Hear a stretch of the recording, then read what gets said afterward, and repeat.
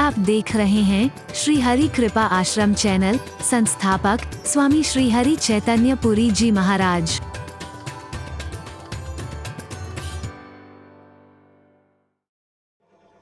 उन सांपों को खा जाओ और भगवान को बंधन से मुक्त करो। बड़ा खुश होकर के गया। कितने दिन बाद प्रभु की सेवा का अवसर मिल रहा है। और जब वहां गया, भगवान को सांपों के बंधन से मुक्त कर दिया और भगवान बड़े प्रसन्न हो गए, उसे धन्यवाद कहा, लेकिन इसने प्रणाम किया। मार्ग में जब वापस आ रहा है, तब बुद्धि में आया दत्त तेरे की, ये मेरा भगवान, ये हो ही नहीं सकता है। जिसका नाम लेकर के जन्म मरण के बंधन छूट जाए, जो शेष शैया पर शयन करता हो, वो छोटे से सांपों के बंधन में आ जाए, ये मेरा भगवान नहीं हो सकता है। ये कैसे हो सकता है बताइए? ये भगवान हो ही नहीं सकता है। तो परमात्मा की जो लीलाएं हैं, परमात्मा की जो साकार चरित्र हैं, ये अच्छों की बुद्धि को भ्रमित कर देते हैं। कई बार साकार लीलाएं भगवान की ये बुद्धि को भ्रमित कर देती हैं, कई बार अच्छों की बुद्धि को। लेकिन सत्संग में जब सही जानकार के मुख से सुना जाए, तो वो सारे भ्रम और सारे संदेह दूर हो जाते हैं, सारी की सारी शंकाएं दूर हो जाती हैं। पर तुम्हें मिलते ही ऐसे हैं जो शंका पैदा करने वाले। हरि बोल।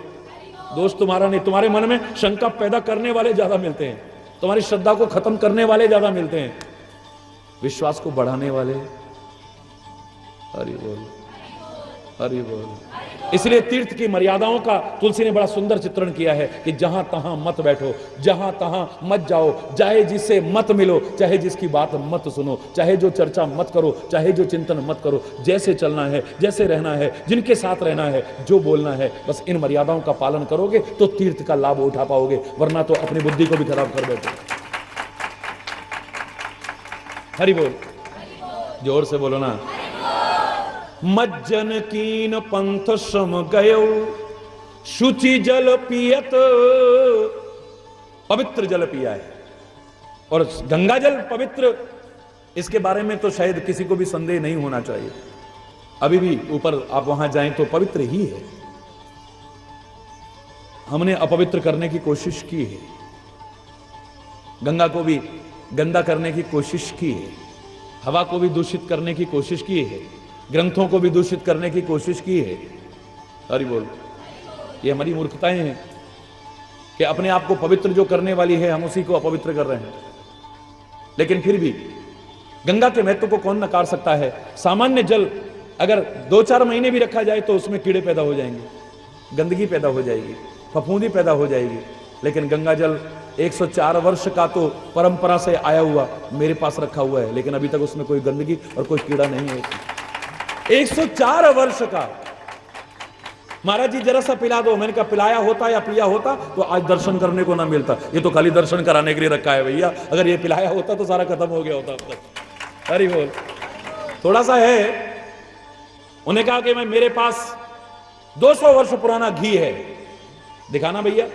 दिखाया, इतनी सी शीशी 200 साल पुराना घी है। एक लाला जी ने दिखाया। उन्होंने कहा भैया जरा सा चखा दे। बोले बेवकूफ, अगर जरा जरा भी हमारे पूर्वजों ने चखा होता तो यहां तक पहुंचता ही। तो बोले तुम खाते नहीं हो? बोले हम खाते नहीं हैं। तो फिर फायदा क्या रखने का?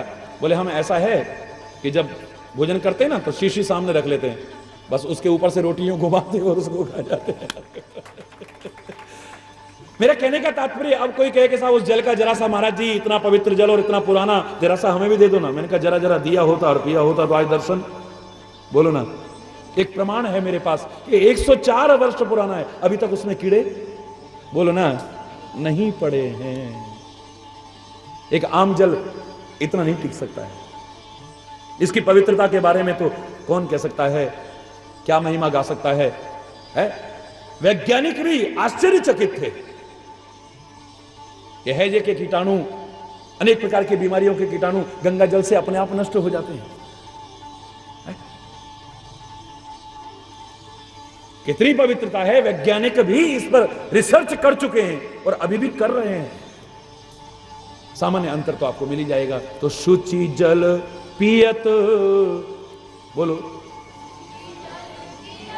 मुदित मन भयो। ये पवित्रता जो होती है, चाहे किसी प्रकार की भी हो, हमारे मन को प्रसन्नता देती है। चाहे पीने के रूप में है तो शुचि जल पीजिए, गलत चीजों को मत पीजिए। आप तीर्थों पर भी देखेंगे तो कोई भांग पी रहा है, कोई चिलम पी रहा है, कोई बीड़ी सिगरेट पी रहा है, यहां तक कि जिन्होंने शिक्षा दी नहीं है वो बाबा जी पी रहे हैं, तो दूसरों की बात क्या कहेंगे? हरि बोल। अब दूसरों की बात क्या करेंगे? मैं किसी की व्यक्तिगत आलोचना नहीं करता, अगर किसी को बुरा लगे मैं माफी मांग लूंगा, लेकिन कहूंगा जरूर ये बताया है कि पीना है तो पवित्र चीजों को पिए, आपका मन प्रसन्न होगा। ग्रहण करना है तो पवित्र चीजों को कीजिए, गंदी चीजों को, हरि बोल। देखना है तो पवित्र दृश्य देखिए, अपवित्र दृश्यों को सुनना है तो पवित्र भाव सुनिए, अपवित्र भावों को मत सुनिए। चल करके जाना है तो पवित्र जगहों पर जाइए, अपवित्र लोगों के बीच में और अपवित्र चिंतन जहां होता है ऐसी जगह पर और अपवित्र जगह पर कभी जाने की कोशिश मत कीजिए। ये पवित्रता किसी प्रकार की भी हो आपके मन को प्रसन्नता देती है, हरि बोल, स्वाभाविक प्रसन्नता देती है। यहां पर प्रभु भी मर्यादा कर रहे हैं, सुचि जल पियत, बोलो, मुदित मन भयउ। लेकिन यहां पर संदेह आपके मन में पैदा ना हो जाए इसलिए सतर्क कर रहे हैं, सुमिरत जाहि मिटहि श्रम भारू, तेहि श्रम यह लौकिक व्यवहार। उसको भी थकावट हो रही है, इसका तात्पर्य लौकिक व्यवहार है। इस समय शरीर तो मानव का है ना, यहां पर दिखाया है कि मानव को थकावट हो सकती है, लेकिन मानव की थकावट कैसे दूर होती है यह भी सिखा दिया है तुमने, हरि बोल। यद्यपि इनका शरीर भी सामान्य शरीर नहीं, चिदानंद में देह तुम्हारी, चिदानंद में देह है। दिखने में मानवोचित लगती है, दुर्योधन भी देखता है उसी को, कौरव भी देखते हैं उसी को, दुशासन भी देखता है उसी को, धृतराष्ट्र तो खैर देख ही नहीं पाता है, हरि बोल। और जो भी देखते हैं वो भी देखते हैं, लेकिन भीष्म भी देखता है, हरि बोल, व्यास भी देखता है, विदुर भी देखता है, सुदामा भी देखता है, भक्त भी देखते हैं, लेकिन उनके देखने में और इनके देखने में कितना अंतर है। उन्हें कितनी दिव्यता नजर आती है और इन्हें बिल्कुल सामान्य देह नजर आती है। परमात्मा स्वयं कहते हैं कि मेरा जन्म और मेरे कर्म ऐसे नहीं है जैसे एक मानव के होते हैं, जन्म कर्म च में दिव्यम, दिव्य है। इसका उदाहरण वहां पे मिल रहा है, जनकपुर में जब जाते हैं तो लोग छू छू करके आनंद लेते हैं, भगवान के शरीर को छूना चाहते हैं। अरे भगवान की छोड़ो, भगवान के इस दास को मैंने अभी बताया, पीछे मैं इतना रोया उस दिन, 1.5-2 लाख आदमी की भीड़ थी। अभी टीवी पे आपने वो प्रोग्राम देखा होगा तो उसके बारे में, बल्कि वो दृश्य मैंने कटवाए भी। 700-800 लोग, मेरे पास कमिश्नर आया वहां का, 700-800 लोग महाराज जी मिट्टी का तेल और पेट्रोल लेकर के खड़े हुए हैं और वो कहते हैं अगर महाराज जी को करीब से न दिखाया, अगर हमें छूने का अवसर ना, तो हम यहीं पर सुसाइड कर लेंगे, आत्मदाह कर लेंगे। कितना प्यार करते हैं। मैंने उनसे कहा कि मैंने कहा हरि चैतन्य कोई अजूबा नहीं, मैंने वहां यही कहा हरि चैतन्य कोई अजूबा नहीं है, आप ही की तरह से किसी को मां बनने का सौभाग्य मिला है, किसी के शरीर से इस शरीर को भी जन्म मिला है, ये भी आपकी तरह पड़ा है, खेला है, हरि बोल। ये कोई आसमान से नहीं टपका है, आसमान से नहीं टपका है, ये आपका भाई है, ये आपकी तरह ही है, ये कोई अलग से नहीं है।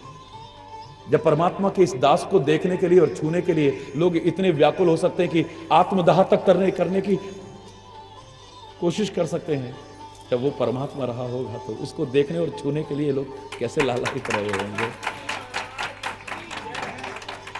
अरे सोचिए आप। लेकिन एक आम व्यक्ति जब देखता है उसे सामान्य शरीर ही नजर आता है। तभी तो परमात्मा श्री कृष्ण कहते हैं अर्जुन के ये कहने पर, अर्जुन कहता है कि हे परमात्मा मुझे अपना वो दिव्य विराट रूप दिखाइए ना आप। भगवान कृष्ण कहते हैं इन आंखों से, चमड़े की आंखों से तो चमड़े का रूप ही दिखेगा, हरि बोल। अगर तू मेरे दिव्य उस स्वरूप को देखना चाहता है तो इन चमड़े की आंखों से नहीं, दिव्य नेत्रों से देखने की कोशिश कर, तब मेरा दिव्य स्वरूप तेरे को दिखाई देगा। इस स्वरूप को कौन नहीं देख रहा है? मेरे इस शरीर को तो कौरव भी देख रहे हैं, ये दुर्योधन भी देख रहा है, दुशासन भी देख रहा है, और कैसे कैसे अपशब्द कह रहे हैं, हरि बोल। और इतने पर ही तुलसीदास को चैन नहीं मिला कि भाई हाँ अब छोड़ दिया, कि ठीक है मां ने भेजा, मंदिर चले गए हैं। संग सखीले सुभग सयानी,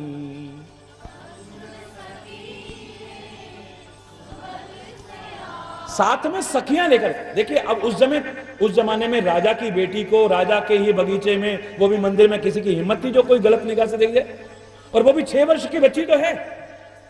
अरे बोल, राजा के राज्य में राजकुमारी को कोई हिम्मत है किसी की? लेकिन तुलसीदास ने कितना मर्यादित रूप हमारे सामने रखा है, क्योंकि वो साथ ही साथ हम सबको भी शिक्षा देना चाह रहे हैं कि आजकल जमाना ये नहीं कि आप अकेले चल दो कहीं पे भी। इतनी स्वतंत्रता शायद किस स्थिति पर ले जाएगी आपने सोचा नहीं होगा। अरे बोल, अकेले नहीं, वक्त की नजाकत को समझने की कोशिश कीजिए, इसके साथ साथ शिक्षा दे रहे हैं। और सखियां भी कौन सी जो आपको गलत रास्ते पर ले जाएं? आजकल फ्रेंड्स जिनको कहते हो ना आप, चाहे वो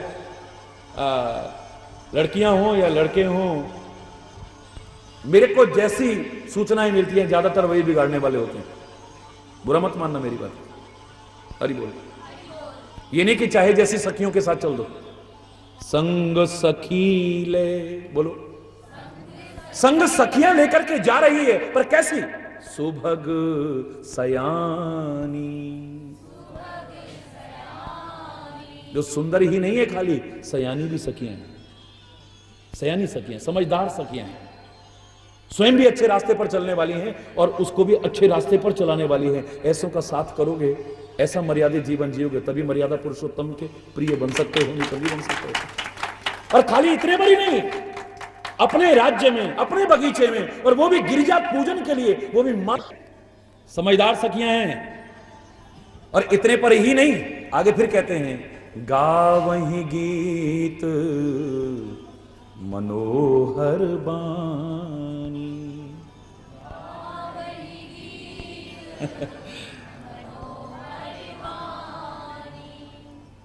अपने राज्य में जा रही हैं, अपने बगीचे में जा रही हैं, वो भी मंदिर में जा रही हैं, वो भी खाली घूमने के लिए नहीं, पूजा करने के लिए जा रही हैं। वो भी मां ने भेजा है, फिर भी अकेले नहीं जा रही हैं, साथ में सखियां लेकर के जा रही हैं। और सखियां भी ऐसी वैसी नहीं, सुबह सयानी सखियां लेकर के जा रही हैं।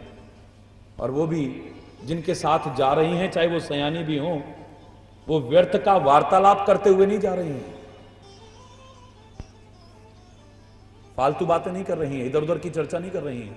गावहि गीत मनोहर बानी, बोलो,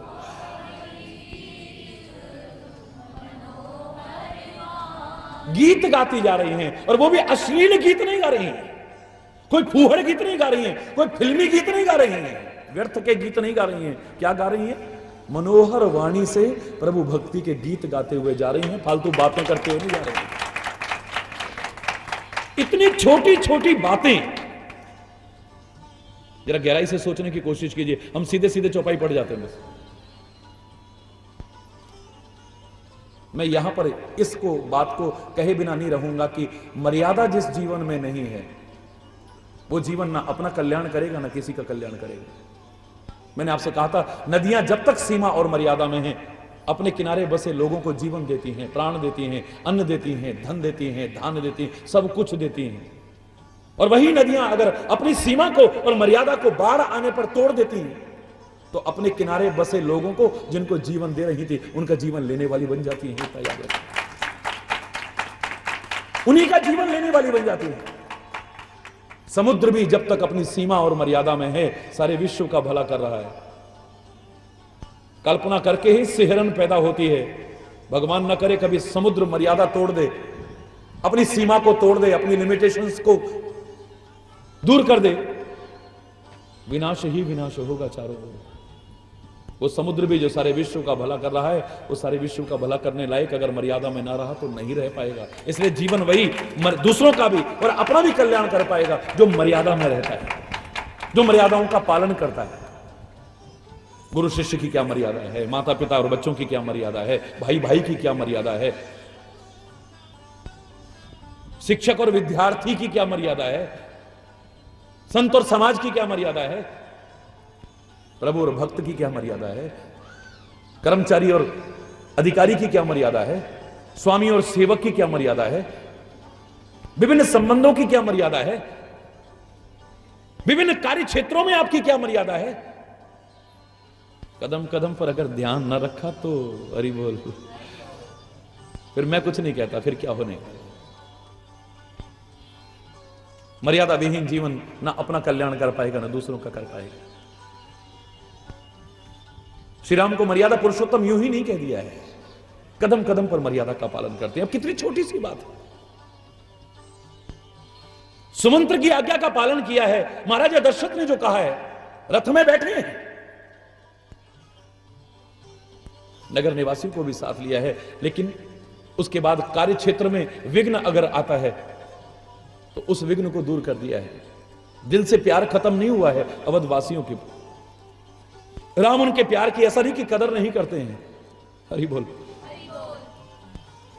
लेकिन अपने काम को पूरा करना है। चल देते हैं आगे,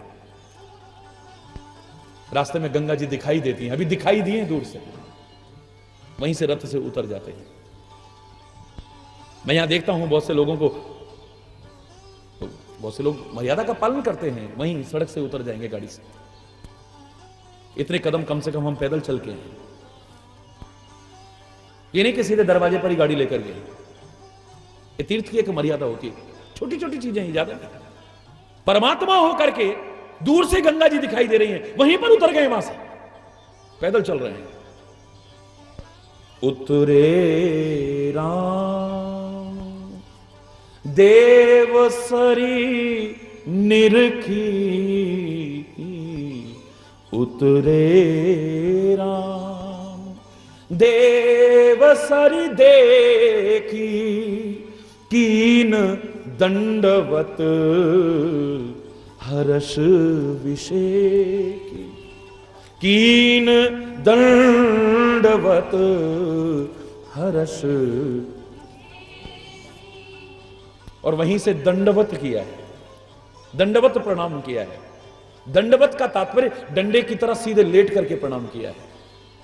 हालांकि मैंने बेटियों से कहा था बिल्कुल सीधे दंडवत प्रणाम करना आपके लिए वर्जित है, आपने प्रश्नोत्तर कार्यक्रम में सुना होगा, और क्यों वर्जित है इसके बारे में भी बताया था। अगर दंडवत करो भी तो साइड से लेट करके करिए, अब सीधे लेट करके मत कीजिए, एक मर्यादा है। इसके बारे में मैं यहां चर्चा नहीं कर रहा, आप सुन चुके हो, अधिकांश लोग सुन चुके ना, हाथ उठाइए।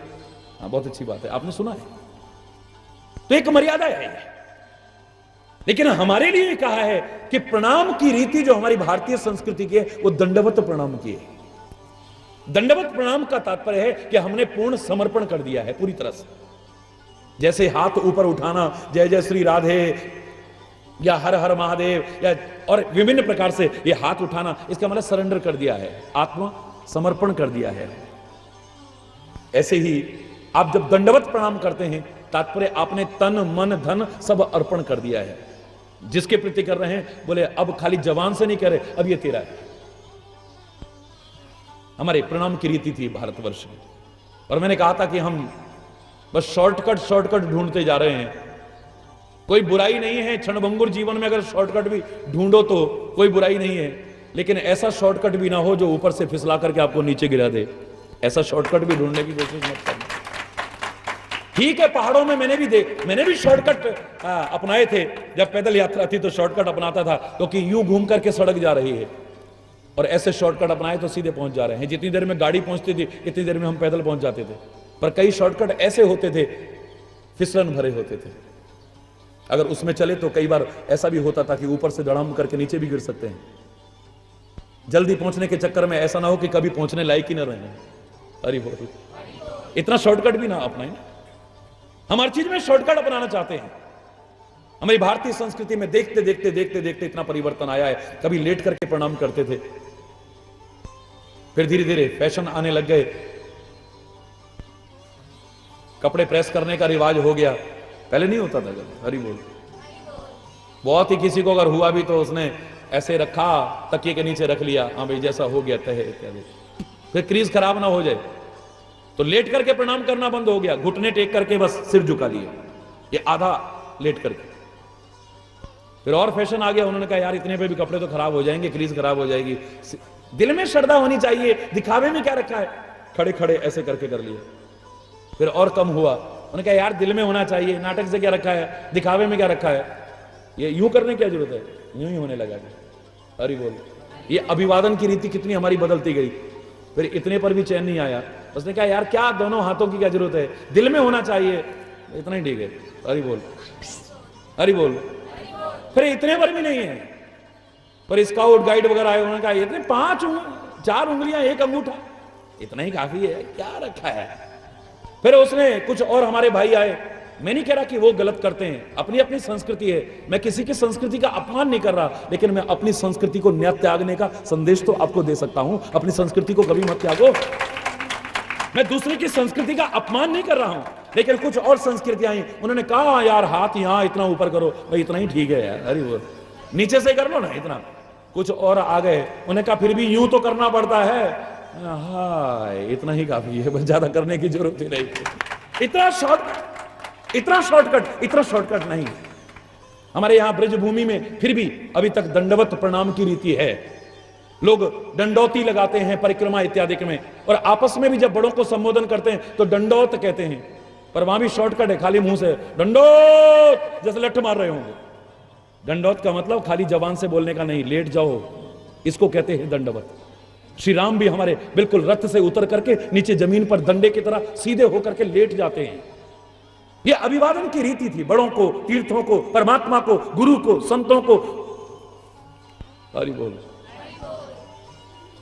अब मैं ज्यादा नहीं कहता, प्रसंग पे आगे बढ़ते हैं।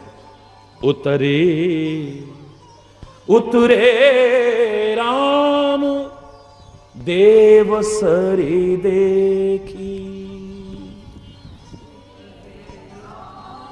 देव सरी देखी। देव नदी, अरे हमें सुलभ में मिली है, जो देवलोक में थी आज पृथ्वी लोक पे आ गई है, और हम पृथ्वी लोक के लोग फिर भी सम्मान ना करें। हरि बोल। तो ये हमारी मूर्खता ही होगी ना। इतनी दुर्लभ चीज हमें सुलभ होकर के मिल गई है, कहां देवलोक में थी गंगा जी, और आज उस सगर के प्रयास से, अंशुमान के प्रयास से, महाराजा भगीरथ के प्रयास से इस पृथ्वी लोक पर आ गई, और हम पृथ्वी लोक के लोग उसका सम्मान ना करें, तो हमारी मूर्खता होगी। श्री राम स्वयं सम्मान करके उसकी महिमा को प्रतिष्ठापित कर रहे हैं। देव नदी गंगा जी हमारे यहां पृथ्वी पर है, तो उसे दंडवत प्रणाम कर रहे हैं। हरि बोल। कीन दंडवत, बोलो कैसे प्रणाम किया है, जोर से बोलो, दंडवत प्रणाम किया है। दंड कहते डंडे को, डंडे की तरह लेट करके प्रणाम किया है, अर्थात सीधे लेट करके प्रणाम किया है।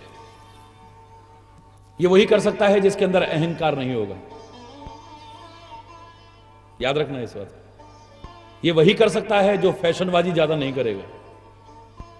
हरि बोल। हर कोई तो कर ही नहीं सकता है। ये वही कर सकता है जिसकी धर्म के प्रति अगाध श्रद्धा होगी, नहीं तो शर्म आएगी ऐसे करने में, लोग क्या कहेंगे। हरि बोल। सोच लो मेरा राम ऐसा है, और हम लोग अगर ऐसा करने में शर्म करते हैं तो कितनी गलत बात है, सोच लीजिए। और खाली दंडवत प्रणाम नहीं किया है, दंडवत प्रणाम भी किस तरह से किया है, यह भी एक बड़ी महत्वपूर्ण चीज है। कीन दंडवत हर्ष विषेखी, हर्षित होकर के किया।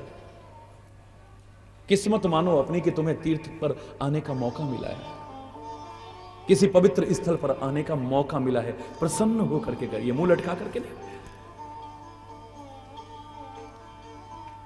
देखो तीर्थ यात्रा के लोगों ने कितने कितने कष्ट उठाए। राजा महाराजा भी पुराने जमाने में तीर्थ यात्रा करते थे, रास्ते भी नहीं होते थे, कहीं रास्ते में रुकने की भी जगह नहीं होती थी, जंगलों में ऐसे पेड़ों के नीचे लेटना पड़ता था।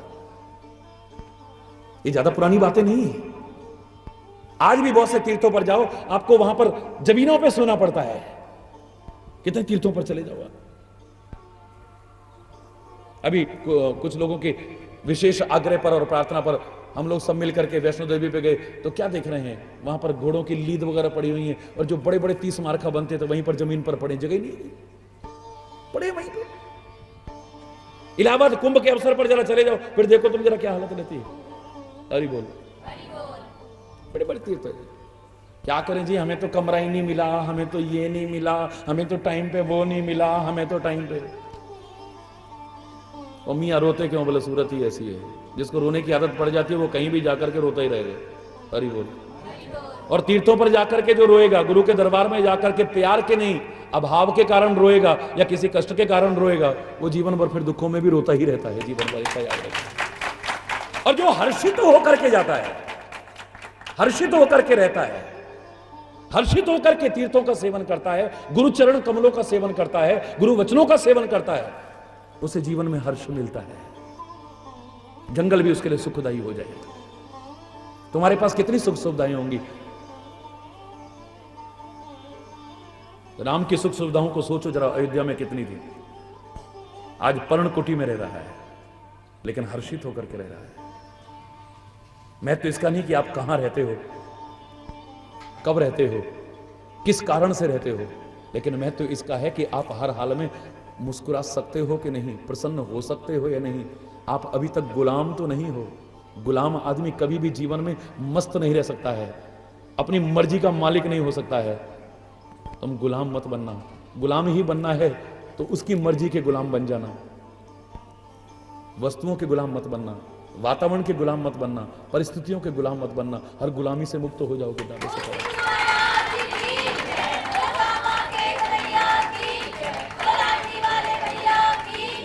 क्या करें, हमें सुबह सुबह चाय नहीं मिलती, हमारे सिर में दर्द होगी। तुम गुलाम हो। मेरी बात बुरी लग सकती है तुम्हें, तुम स्वतंत्र नहीं हो। स्वतंत्र भारत में रहते हुए भी तुम अभी तक कुछ चीजों के गुलाम बने हुए हो, उनके बिना रह नहीं सकते हो। क्या करें, एसी के बिना तो हमसे रहा ही नहीं जाता। जब एसी नहीं होते थे तब कैसे रहते थे। हरि बोल। जुम्मा जुम्मा 8 दिन अभी एसी आए हुए, अभी से अब उसके बिना हम रह ही नहीं सकते कभी। भगवान ना करे कभी कैसी स्थिति भगवान कभी किसी पे ना लाए। मैं कह रहा हूं भगवान आपको एसी तो क्या दुनिया की हर सुख सुविधा दे, लेकिन कभी ऐसी जगहों पर जाने का मौका मिले तो वहां पर पराधीनता को साथ लेकर के मत जाना, गुलामियों को साथ लेकर के मत जाना, वहां स्वतंत्र होकर के जाना। जीवन में स्वतंत्रता मिलेगी आपकी प्रसन्नता खत्म हो जाएगी, वरना प्रसन्नता खत्म हो जाएगी। मैंने आपसे कहा ना, यहां ब्रिज में तो एक खास प्रचलन है, वृंदावन के कुछ मंदिरों में ये प्रचलन है। वहां जाओ तो वो कहेंगे ताली बजाओ जोर जोर से, और जोर जोर से हंसो, हा हा हा हा, ऐसे करके जानबूझ के हंसो, जबरदस्ती हंसो। मैं छोटा सा जब पहली बार देखा, मैंने कहा क्यों हंसो भाई? बोले प्रभु के सामने हंसोगे तो सुखी बसोगे, तैयार रखना। और यहां भी आके रोओगे तो फिर रोना है तो यहां इनके प्यार में रो लेना, लेकिन यहां पर दुख के आंसू मत बहाना। तुम्हें खुशी होनी चाहिए कि कितने सौभाग्य हैं, तुम्हें गुरु के दर्शन हो रहे हैं, तीर्थ के दर्शन हो रहे हैं, प्रभु के दर्शन हो रहे हैं। ये अपनी कितनी किस्मत है।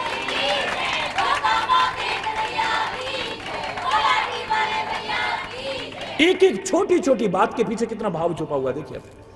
दंडवत किया है, लेकिन हर्षित होकर के दंडवत किया है। अभी तो रो रहे थे थोड़ी देर पहले, अवध वासियों से बिछुड़ने का गम है। हरि बोल। कितना प्यार है अयोध्या वासियों का, उनका रोना देख करके क्या राम का हृदय पत्थर दिल तो नहीं है, वो भी रो रहा होगा। उधर पिता की दशा याद आती है, उधर अपनी अयोध्या की दशा याद आती है। सुकुमार सीता साथ में जंगल में कष्ट उठा रही है, उसकी तरफ ध्यान जाता है। लक्ष्मण इतना मगन होकर के सब कुछ त्याग करके आके इनकी सेवा कर रहा है, उसकी जब सेवा देखते हैं तो दिल भर आता है। ये सारी चीजें भूल जाओ उस समय जब तीर्थ का सेवन कर रहे हो, तो हृदय में प्रसन्न होइए। कितनी किस्मत वाले हैं हमें, आज ये क्या अवसर मिला है, उस अवसर की महत्ता को समझो। श्री राम दंडवत प्रणाम करते हैं, लेकिन दंडवत प्रणाम वो भी इतनी दूर से रथ से उतर करके पैदल चलते हुए दंडवत प्रणाम करते हैं, लेकिन हर्षित होकर के, और मात्र हर्षित होकर के नहीं, हर्षे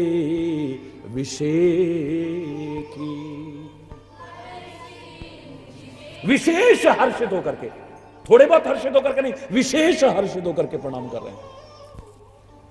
अब मेरा एक प्रश्न उठता है यहां पर, श्री राम दंडवत प्रणाम करें तो छोटों को तो देख करके वही करना चाहिए ना जो बड़े कर रहे हैं। लेकिन मैंने नहीं देखा यहां पर कि सीता दंडवत प्रणाम करेगी। आगे पढ़ते हैं चौपाई, लेकिन मेरे को जहां तक ध्यान है सीता ने दंडवत प्रणाम नहीं किया है गंगा जी, लक्ष्मण ने दंडवत प्रणाम नहीं किया है। हरि बोल। श्री राम सबका सम्मान करें, यह हमको सिखाने के लिए है, लेकिन साथ ही साथ उनके जो प्रिय परिकर है वो सिखाता है जब हमारे आराध्य देव हमारे साथ हैं तो इनसे बड़ा कोई तीर्थ नहीं है। हमारे तो प्रभु के चरण ही सबसे बड़े तीर्थ हैं। हम दंडवत करेंगे तो इनको करेंगे, किसी और को नहीं करेंगे हम। हाँ, किसी का अपमान भी नहीं करेंगे हम, प्रणाम कर सकते हैं हाथ जोड़ के बस, लेकिन अगर दंडवत प्रणाम करेंगे तो बस अपने इष्ट के चरणों में, अपने सदगुरु के चरणों में, हरि बोल, अपने प्रभु के चरणों में। जब उनका साथ मिला हुआ है तो और कौन सा तीर्थ बड़ा आ गया उनसे? गुरु के चरणों से बढ़कर के कौन सा तीर्थ आ गया है? प्रभु के चरणों से बढ़कर के कौन सा तीर्थ आ गया है? मेरे स्वामी के चरणों से बढ़कर के और कौन सा तीर्थ आ गया है? राम मर्यादा पुरुषोत्तम है, मर्यादा का पालन कर रहे हैं और हमें सिखा रहे हैं, ठीक है, लेकिन उनका परिकर भी तो कम नहीं है। हरि बोल। राम विशेष हर्षित हो रहे हैं। आहा, गंगा जी के दर्शन हो गए। और गंगा कौन है? लेकिन उसके बावजूद मानव रूप की मर्यादा है। अगर वैसे करते तो ये काहे को प्रणाम करते? इनकी तो बेटी है, इनके तो चरणों से निकली है ये, इनके चरण नखों से निकली है ये, हरिचरण पूता कहलाती है ये, हरिचरणों की पुत्री कहलाती है ये, उस रूप में होगी। लेकिन वर्तमान में मैं किस रूप में हूं? मेरा मर्यादा पुरुषोत्तम का रूप है। अगर मैं ही मर्यादा का पालन नहीं करूंगा, सम्मानीय तीर्थों का मैं ही सम्मान नहीं करूंगा, तो दुनिया को क्या सिखाऊंगा? इसलिए राम करता है, इसलिए गुरु करता है, क्योंकि महापुरुष जिस रास्ते पर चलते हैं वो एक रास्ता बन जाता है, उसी पर लोगों ने अनुसरण करना है, अनुकरण करना है, उस पर चलने की कोशिश करनी है। राम का अपनी जगह पर बिल्कुल ठीक है। विशेष हर्षित होकर के, यह भी हो सकता है कि अपनी बेटी को देख करके बहुत खुश हो गए हैं, लेकिन यहां पर मैं इस अर्थ को नहीं मानूंगा। लोग करते हैं ऐसा अर्थ, इसलिए विशेष हर्षित हुए हैं। विशेष हर्षित इसलिए हुए हैं क्योंकि तीर्थ पर है, इस समय मानव रूप में है, और हम मानवों को तीर्थों की मर्यादा का, तीर्थों की महत्ता को किस तरह से प्रतिष्ठापित करना चाहिए श्री राम सिखा रहे हैं। तीर्थों का सेवन हमें कैसे करना चाहिए ये सिखा रहे हैं हमें। कीन दंडवत हर्ष विषेकी,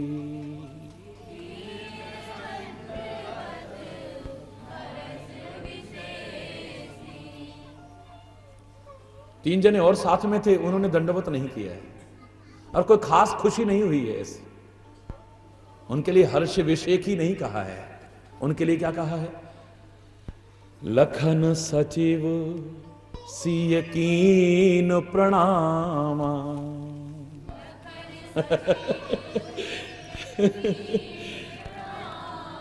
लक्ष्मण भी है साथ में, सिया भी है साथ में, और सुमंत्र भी है साथ में, लेकिन जब अपना इष्ट साथ चल रहा है, इसके चरणों से बढ़कर के कोई तीर्थ नहीं है। ठीक है, ये भी तीर्थ है, इस तीर्थ का हम अपमान नहीं कर रहे हैं, प्रणाम कर रहे हैं। हरि बोल। लेकिन ये नहीं कि अब प्रभु साथ में हैं, अपने गुरु साथ में हैं, हम और के सामने दंडवत प्रणाम करते चले जा रहे हैं। हरि बोल। ये सिर झुके तो एक ही जगह। हरि बोल, हरि बोल, जोर से बोलो ना। जब तेरे चरणों में झुका दिया तो अब हमें कहीं झुकाने की जरूरत ही नहीं है।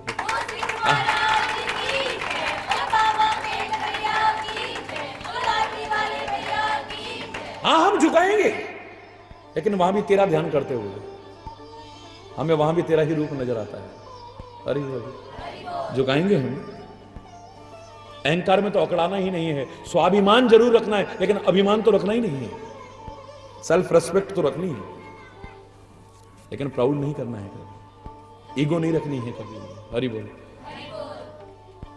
प्रणाम किया है, ठीक है किया है, लेकिन जैसे राम ने किया है ऐसे प्रणाम नहीं किया है। राम करें कहीं भी, ये उनकी मर्यादा है, लेकिन हमें तो राम के चरण मिल गए हैं, अपने इष्ट के चरण मिल गए हैं, हमें गुरु के चरण मिल गए हैं, हम तो वही नतमस्तक हैं बार बार। लखन सचिव बोलो, सिए किए प्रणाम,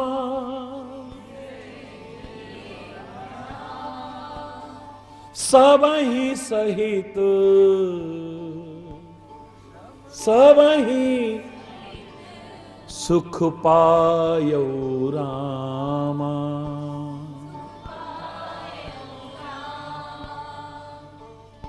उन्होंने चाहे प्रणाम किया हो खाली, श्री राम ने चाहे दंडवत प्रणाम किया हो विशेष हर्षित होकर के, लेकिन इतना तो जरूर कहा जा सकता है कि तीर्थों की मर्यादा का पालन करते हुए तीर्थ सेवन आप करें तो आपको सुख तो अवश्य मिलेगा, और सुख नहीं मिलेगा तो दुख तो नहीं मिलेगा कम से कम।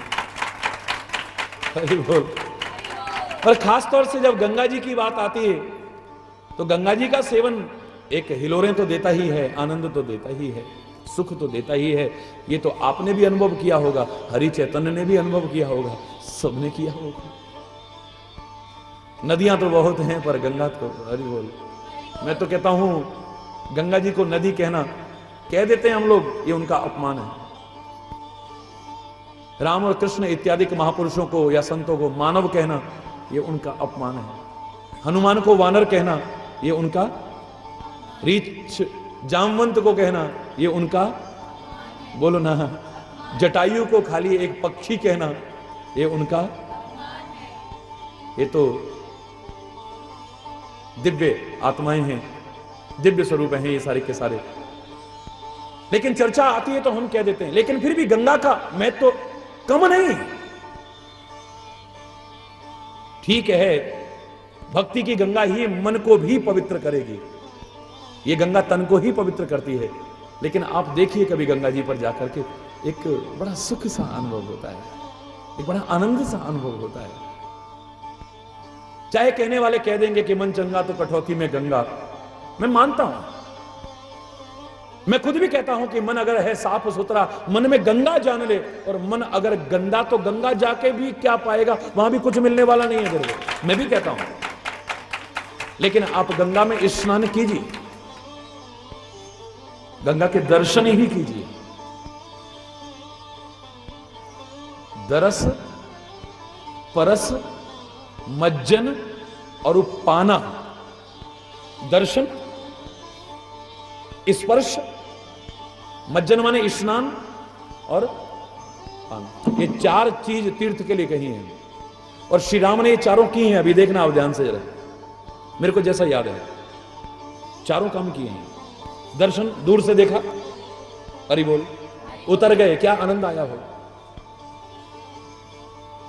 स्पर्श करेंगे, हरि बोल, उसके बाद में स्नान करेंगे और फिर पान करेंगे, ये चारों चीजें होंगी।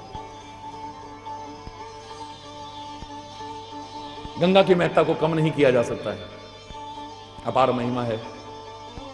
एक बार गंगा जी की जयकारा तो लगा ही लें कम से कम, बोलो गंगा मैया, सब मिलके बोलो भाई, जय गंगा माई, जय गंगा माई, सब मिलके बोलो भाई, जय गंगा माई, सब मिलके बोलो भाई, जय गंगा माई, जय गंगा, सब मिलके बोलो भाई, जय गंगा माई। विष्णु चरण से निकली है मां, ब्रह्म कमंडल में आई, जय गंगा माई, जय गंगा माई, सब मिलके बोलो भाई,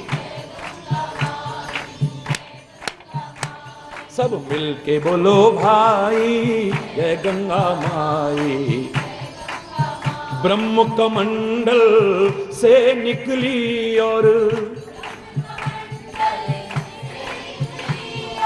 शंकर जटा समाई, जय गंगा माई, जय गंगा माई, सब मिलके बोलो भाई, जय गंगा माई, जय गंगा माई, सब मिलके बोलो।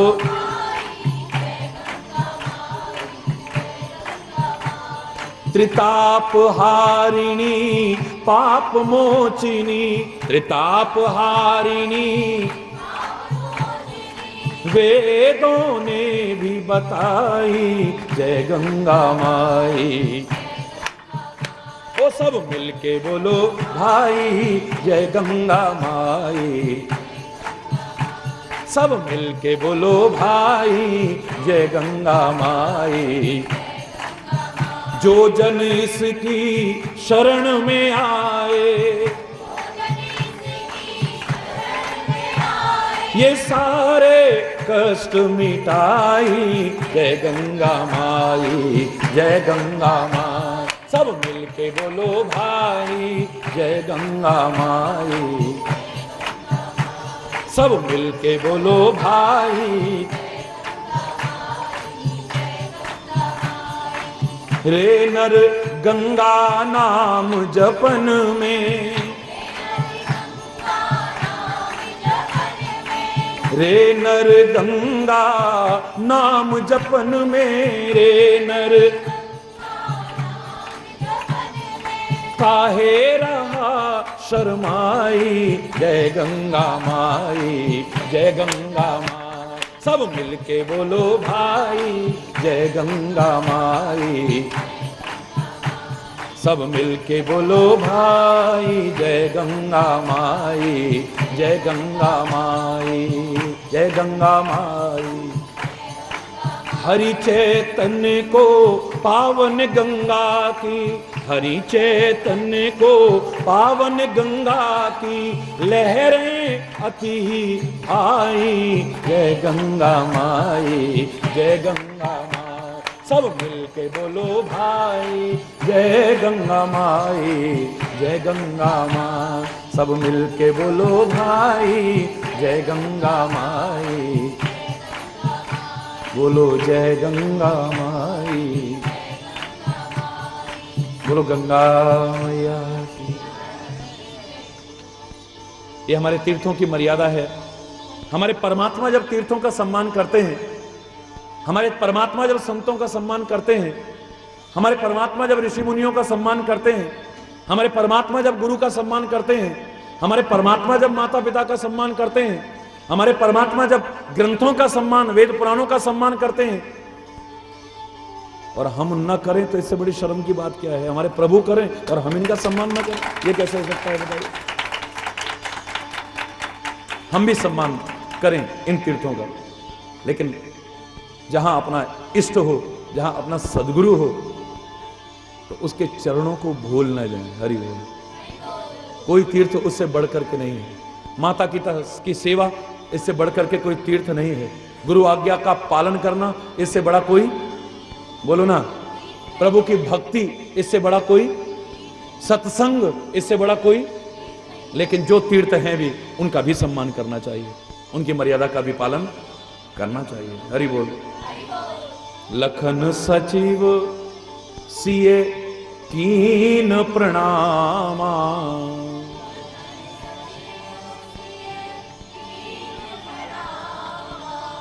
सब ही सहित सुख पायो रामा।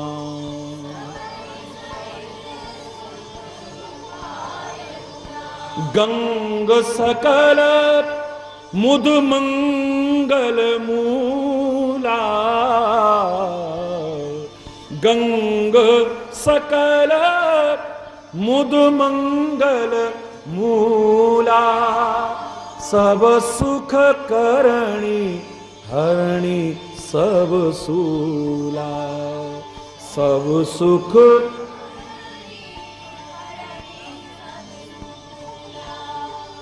गंगा।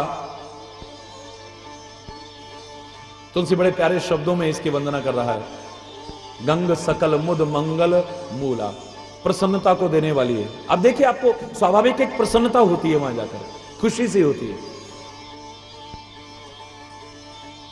मंगलकारी है।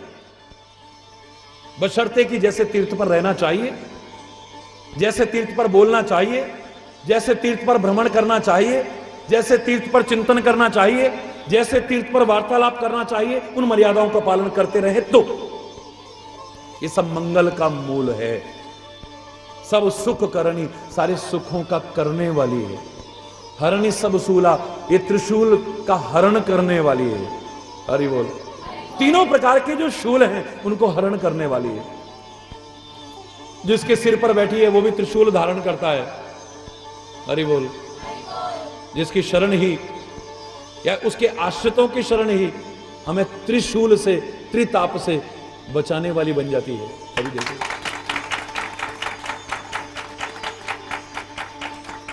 लेकिन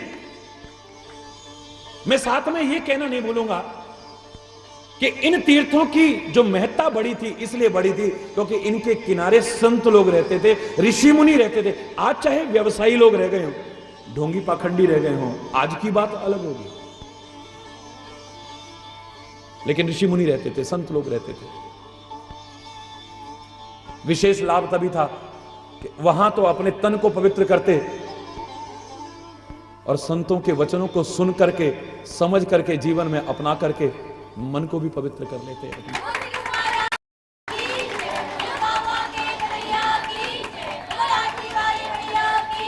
हरि बोल। तो अगर तुम मेरे उस दिव्य रूप को देखना चाहते हो तो दिव्य नेत्रों से देख सकते हो, इन नेत्रों से नहीं। इन नेत्रों से तो कौन कौन मुझे देखता है, लेकिन कोई मायावी कहता है, कोई छलिया कहता है, कोई ग्वाला कहता है, कोई गमार कहता है, कोई कुछ कहता है, कोई कुछ कहता है, कोई कुछ कहता है। कोई तो भरे दरबार में मेरा अपना रिश्तेदार ही, मेरी बुआ का बेटा ही मेरे को 100 गालियां दे देता है भरे दरबार में। कौन था बताओ? है शिशुपाल। शिशुपाल भरे दरबार में 100 गालियां तक देने को तैयार है। अगर तू मेरे दिव्य स्वरूप को देखना चाहता है तो दिव्य नेत्रों की आवश्यकता है। हे केशव, जब अपने जीवन के रथ की बागडोर आपको ही सौंप दी है तो मैं दिव्य नेत्र कहां से लाऊं? उसके लिए भी मैं आपसे ही प्रार्थना करूंगा। तो प्रभु कहते हैं चलो मैं ही कृपा करके, जब तूने समर्पण किया है तो तुझे दिव्य नेत्र दे देता हूं। दिव्यम ददामि ते चक्षु पश्चिमे, मैं तेरे को दिव्य नेत्र देता हूं। अब मुझे देख। केशव तो कब से अर्जुन के साथ में है, लेकिन आज तक वो दिव्य रूप दिखाई नहीं दिया था। आज दिव्य नेत्र आते ही वही कृष्ण अब दिव्य रूप में दिखाई दे रहे हैं, विराट रूप में दिखाई दे रहे हैं। हरि बोल। जोर से बोलो ना। और वो हर एक को तो नहीं दिखा है, हर एक को तो नहीं दिखा है। जिसे वो मिले हैं और उसने पहचान लिया है अगर, तो वो उसी का होकर के रह गया। फिर दुनिया में कोई आकर्षण उसे अपनी ओर लुभाने की हिम्मत नहीं कर सकता। फिर आंखें चाहेंगी तो उसी को देखना चाहेंगी, कान चाहेंगे तो उसी को सुनना चाहेंगे, वाणी चाहेगी तो उसी के गुण गाना चाहेगी, पैर चाहेंगे तो उसी की ओर चल करके जाना चाहेंगे, मन मस्तिष्क चाहेगा तो उसी का चिंतन करना चाहेगा, हृदय चाहेगा तो उसी को विराजमान करना चाहेगा, और किसी को छूना भी नहीं चाहेगा, कोई देखना भी नहीं चाहेगा।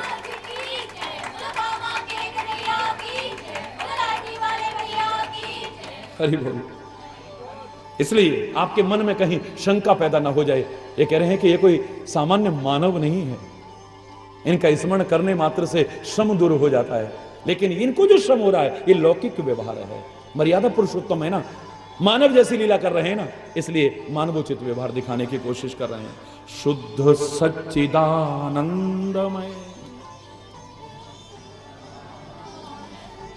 शुद्ध सच्चिदानंदमय, कंद भान कुल के तू, चरित करत नर अनुहरत, संस्कृति सागर से तू। ये तो शुद्ध सत्य चित्त आनंद स्वरूप हैं। हरि बोल। मानवोचित लीला कर रहे हैं खाली। हरि बोल। जोर से बोलो ना। मानव जैसा चरित्र कर रहे हैं खाली। क्यों कर रहे हैं इसका कारण कल बताएंगे, और आगे कौन सी लीला चलती है इसकी चर्चा भी अब कल करेंगे। आज यहीं पर अगर कोई गलत शब्द निकला हो उसके लिए क्षमा याचना चाहता हो, अपनी वाणी को विराम देने की कोशिश करूंगा। बोलो वृंदावन बिहारी, धर्म के अधर्म का प्राणियों में विश्व का, गौ माता के, भारत माता के, गंगा माता के, संत समाज के, भारत की देवियों के, भक्त समाज के। हरि बोल। शुद्ध सच्चिदानंदमय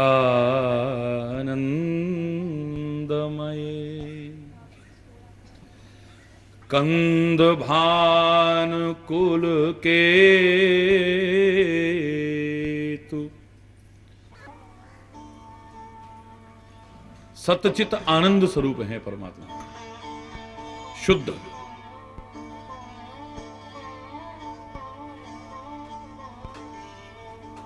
या कोई सा भी अभी गुण है तो शुद्ध नहीं कह सकते आप, विशुद्ध नहीं कह सकते।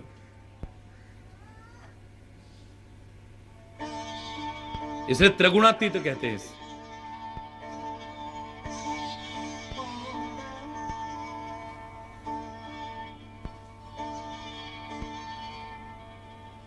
और ऐसे चरित्र कर रहे हैं, ये सब होते हुए भी अगर मानव अपने जीवन में उसका अनुसरण कर ले तो प्रभु के चरित्र उसके लिए इस भवसागर को पार करने के लिए एक पुल के समान कार्य करेगी।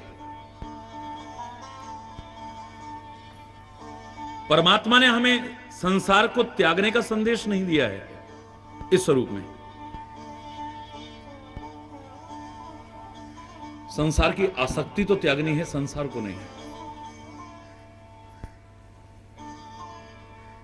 वनवास की यात्रा करते हुए भी हमें जो संदेश दिया है,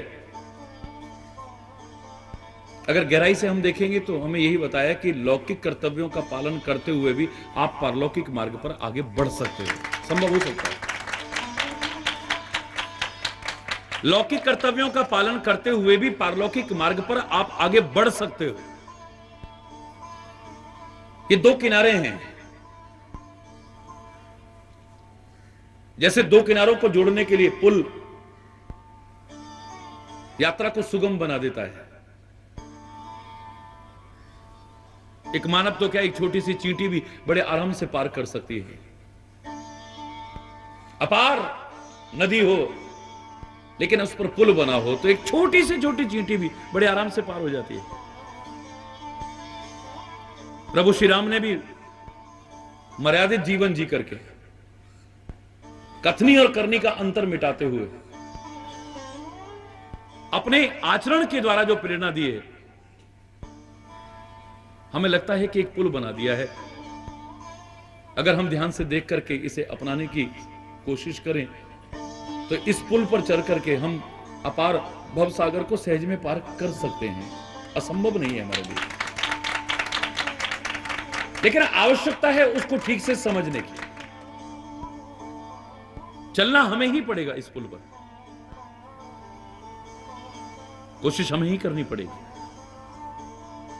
इतना हो सकता है कि प्रभु का नाम लेते हुए कोशिश करें बस।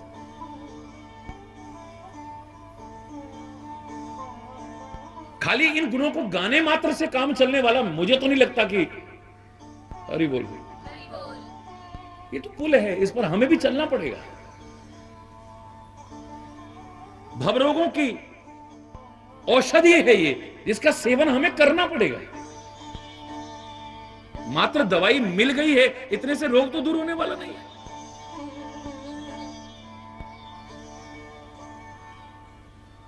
और गुरु और परमात्मा जैसा हकीम भी हमें मिल गया है तो खाली इतने से काम चलने वाला नहीं है। इतना महान वैद्य हमें मिल गया है, दवाई भी बड़ी अच्छी मिल गई, इतने से काम नहीं चलने वाला है।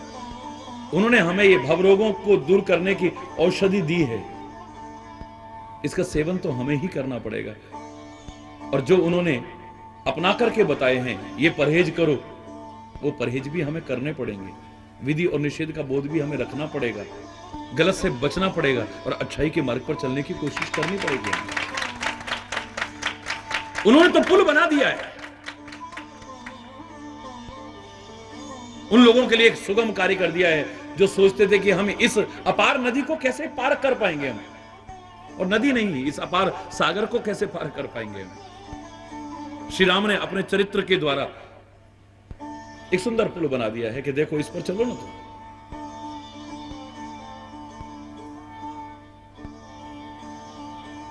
मैं कैसे अपने बाल्यावस्था में दिनचर्या रखता हूं, आप ऐसी दिनचर्या बनाओ ना।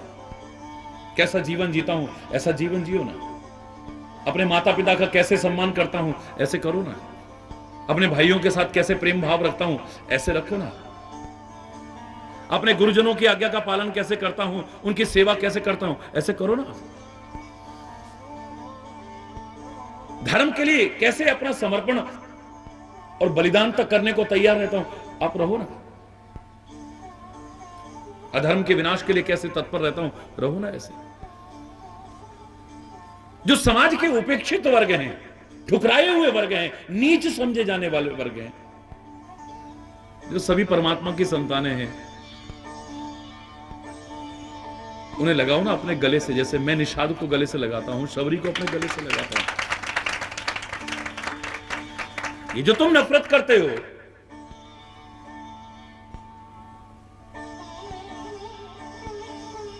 परमात्मा श्री राम ने खाली व्याख्यान नहीं दिए हैं, खाली भाषण नहीं दिए हैं, परमानेंट पुल बना दिया है अपने आचरण के द्वारा। अरे बोल, परमानेंट है।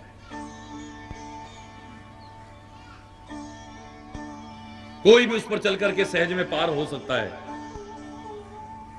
उनको कोई आवश्यकता नहीं है सात्विकता में भी जीने की। त्रिगुणातीत हैं, शुद्ध सच्चिदानंदमय है वो, लेकिन फिर भी चरित्र कर रहे हैं। अब चरित्र करेंगे तो उसमें तो इन गुणों का समावेश होना स्वाभाविक है। आप गुणों के बिना कोई कर्म कर ही नहीं सकते हैं। गुणों का समावेश अपने आप हो जाता है।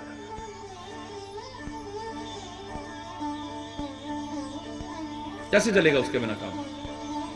पर खाली इसलिए कर रहे हैं कि संसार के लोग इस भवसागर में डूबते ही न रहें। हैं तो सब मेरी औलाद ही ना, ये सब पार हो जाएं, उसके लिए मैं ही कोशिश करता हूं एक सुंदर पुल बनाने की, और वो भी अपने आचरण का पुल बनाने की। बस इस आचरण पर चल करके ये भी सहज में पार हो जाएंगे सारी कृष्ण। करत चरित नर अनुहरत, कर्म कर रहे हैं सारे के सारे। और मैं कह रहा हूं अगर मानव के जैसे इन्होंने कर्म न भी किए होते ना, तो ये लीला संपूर्ण ठीक से न हो पाती। वैसे भी क्योंकि रावण ने वरदान भी यही मांगा है, वानर मनुज जाति दो ही बारे, बंदर और मनुष्य के अलावा मुझे कोई मार ना सके। अगर इन्होंने प्रभुत्व की लीला की होती तो रावण उंगली उठा सकता था, ये नहीं मार सकते मुझे। अरे भाई, बिल्कुल ऐसे मानव, एक सामान्य से भी सामान्य मानव की, जिसे देख करके अच्छों की बुद्धि भ्रमित है, ये भगवान हो सकते कोई?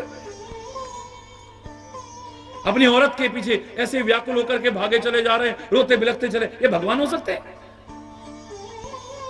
ये नागपाश में बंध गए, ये भगवान हो सकते हैं? मानवोचित लीलाएं की है सारी के सारी। पहला कारण है ये है, और दूसरा प्रमुख कारण जो मुझे लगता है कि मानव को सिखाना है तो मानव के स्तर पर उतर करके ही सिखा सकते हैं, प्रभुत्व के स्तर पर हम नहीं सिखा सकते।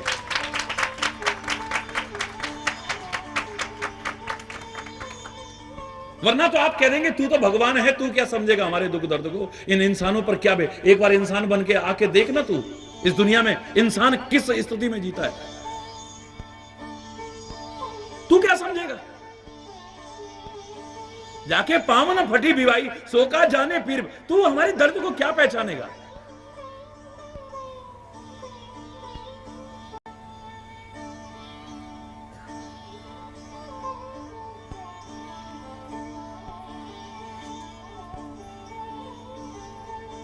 एक भजन भी सुना था ना वो, ए कान्हा तू राधा बन जा,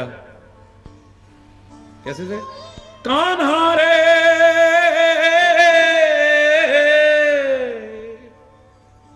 कान्हा रे तू राधा बन जा, छोड़ पुरुष का भान, तब होगा तुझको राधा की पीड़ा का अनुमान, कान्हा रे ओ कान्हा रे। तू क्या समझेगा, कोई कह सकता है? ये तो मानव किस स्थिति में जी रहा है आज। तभी तो कहे देख तेरे इंसान की हालत क्या हो, आपको कहना पड़ता है जरा देख तू इंसान किस हालत में जी रहा है, इंसान कैसे कैसे दर्द झेल रहा है, कैसी कैसी पीड़ाएं झेल रहा है, या इंसान कितना गिर गया है। इंसान बन के आते हैं, मानव बन करके आते हैं मानवों को सिखाने के लिए। और मैंने हमेशा कहा है जिसको आप सिखाना चाहते हो आपको उसके स्तर पर उतरना पड़ेगा। इसी को अवतार कहते हैं। उतरने का तात्पर्य ही अवतार। अवतार का तात्पर्य क्या है? अवतरण, अर्थात नीचे उतर आओ। गुरु शिष्य को सिखाना चाहे उसके स्तर पर उतर करके सिखाना पड़ेगा। हरि बोल। शिक्षक विद्यार्थी को सिखाना चाहे उसके स्तर पर उतरना पड़ेगा, अपना स्तर छोड़ करके। अंतर में अपने स्तर को बरकरार, उसे खोना नहीं, लेकिन सिखाने के लिए उसके स्तर पर उतरना पड़ेगा। माता पिता बच्चों को सिखाना चाहें तो उनके स्तर पर उतर करके सिखा सकते हैं, मां बाप बन करके नहीं सिखा सकते कभी। हरि बोल। उसके स्तर पर उतरना पड़ता है। एक छोटे से बच्चे को भी अभी बोलना हम सिखाते हैं, ये हमारा स्टैंडर्ड थोड़ी है। हमें उसके स्तर पर उतरना पड़ता है अगर हम उसे सिखाना चाहते हैं। शिक्षक ने एमए पीएचडी कर रखा है लेकिन पहली क्लास में उसे भेजा गया है, छोटी क्लास में भेजा गया है, ए फॉर एप्पल, का से कबूतर, बिल्कुल वैसे बोल रहा है जैसे बच्चा बोलता है। स्तर भी उसका वहीं तक उतर आया है, बोलने का ढंग भी वैसा ही है जैसे बच्चा बोल रहा है। अगर शिक्षक उस विद्यार्थी के स्तर तक नहीं उतरेगा वो नहीं सिखा पाएगा, कभी नहीं सिखा पाएगा। जिस स्तर के बच्चे को सिखाना है उस स्तर पर उसे उतरना पड़ेगा। अकेले में बैठेगा तो अपनी उसी स्तर की किताबें पढ़ेगा, वो एमए पीएचडी स्तर की किताबें पढ़ेगा, नीचे स्तर की नहीं पढ़ेगा। लेकिन उसको सिखाने के लिए उसे स्तर पर उतरना पड़ता है। मां बाप को बच्चों के स्तर पर उतरना पड़ता है, गुरु को शिष्य के स्तर पर उतरना पड़ता है। कई बार संतों महापुरुषों को देख के भी लगता है ये तो बच्चों के साथ बच्चे हो जाते हैं।